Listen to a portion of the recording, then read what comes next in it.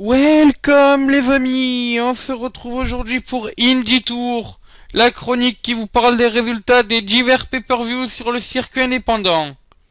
Et donc aujourd'hui nous allons parler de la ROH, et plus exactement de ce pay-per-view qui s'est déroulé le 11 octobre 2014, c'est Champion vs All Star.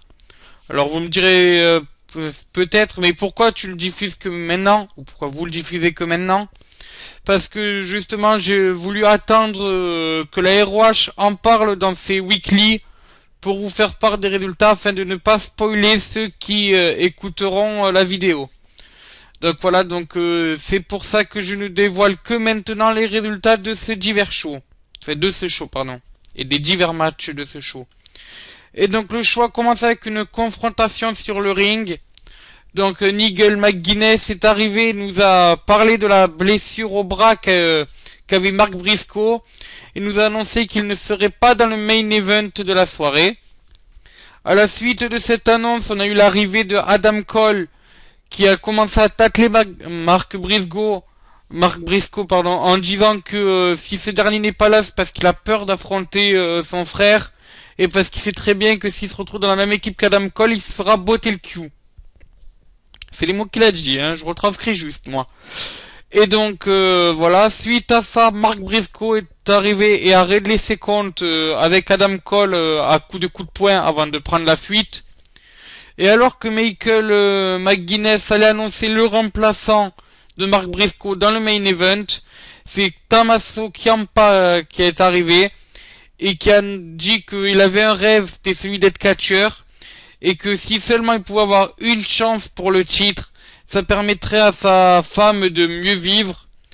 À ce McGuinness lui a répondu tu n'as pas de chance pour le titre, mais par contre tu seras dans le main event de la soirée à la place de Mark Briscoe. Voilà, donc passons donc maintenant aux résultats des matchs de ce show. Donc le premier match a opposé BJ Whitner de The Decade à Will Ferrara, donc le jeune qui a fait, je crois, son troisième match à la ROH pour Will Ferrara. Et donc c'est BJ Whitner qui a gagné après 2 Explorer Suplex.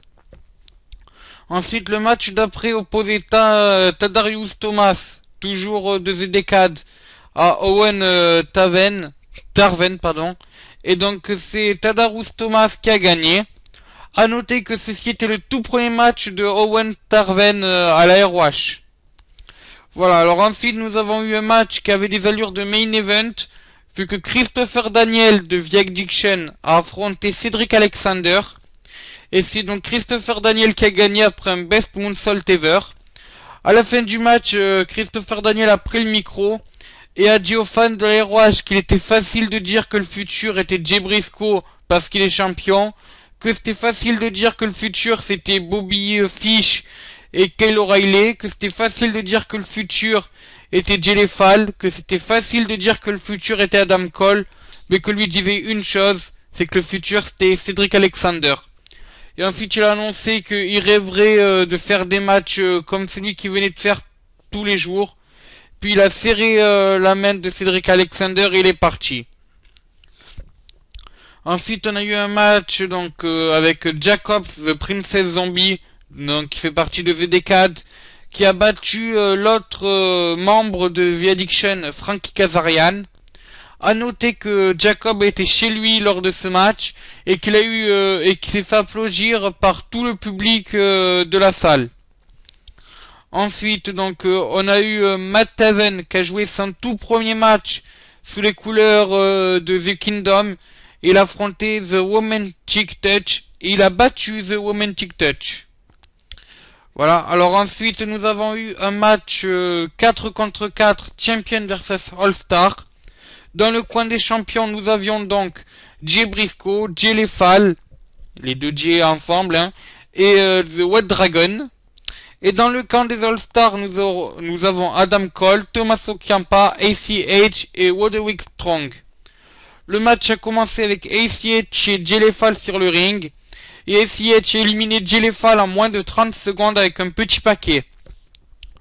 Ensuite, le match a commencé à prendre de la vitesse et à partir à l'extérieur. Les arbitres ne savaient plus où était qui, ni qui était l'homme légal vu que ça se battait à l'extérieur. Jusqu'à que Red Dragon et Tommaso Ciampa montent sur le ring. Red Dragon prend, enfin donc plus exactement Kyle O'Reilly, excusez-moi, prend une ceinture que lui tendait Bobby Fish et la offre à Tommaso Ciampa avant de s'effondrer au sol. L'arbitre se retournant et voyant ça, a donc disqualifié Tommaso Ciampa. Ensuite, le match a continué et Roderick Strong a éliminé Kyle O'Reilly avec un backbuster, donc c'est-à-dire un gutbuster mais au niveau du dos. Mais il s'est fait contrer ensuite par Bobby Fish qui a fait le petit paquet et qui a donc éliminé Roderick Strong. Ensuite, donc le match a continué et ACH a éliminé Bobby Fish avec un 450 degrés splash, 450 splash plus exactement. Et donc le match a continué malgré ça. A noter que pendant le match, ACH est passé à travers une table. Les arbitres sont alors allés voir si tout allait bien. Pendant que sur le ring se battaient Adam Cole et Jay Briscoe. Adam Cole a voulu prendre une chaise, mais s'est fait contrer par l'arrivée de Mark Briscoe, qui est venu continuer la bataille qu'ils avaient eue au début du show. Ensuite, Jay Briscoe a porté Mark Briscoe sur ses épaules. Jay Briscoe a porté Adam Cole sur ses épaules et Mark Briscoe lui a porté le Doomsday. Et donc ensuite, Jay a fait le tomber et a éliminé Adam Cole.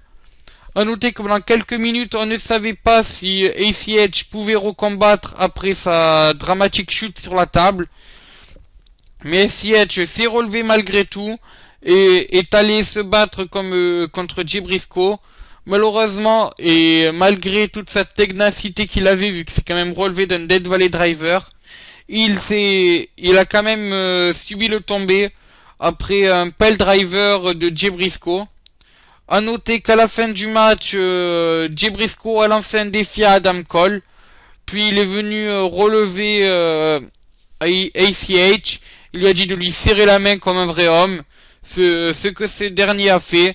Puis il est parti du ring, laissant ACH en train de saluer la foule malgré un état de santé déplorable.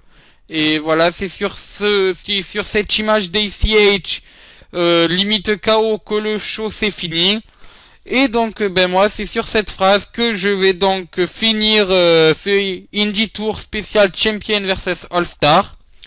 On se retrouvera donc dans quelques jours pour une Indie Tour sur la New Japan Pro Wrestling et plus exactement sur Road to Power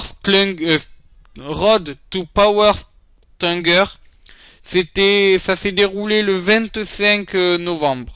Le 25 octobre, excusez-moi. Voilà, et donc écoutez, sur ce, je vous dis à ciao, bonsoir les amis.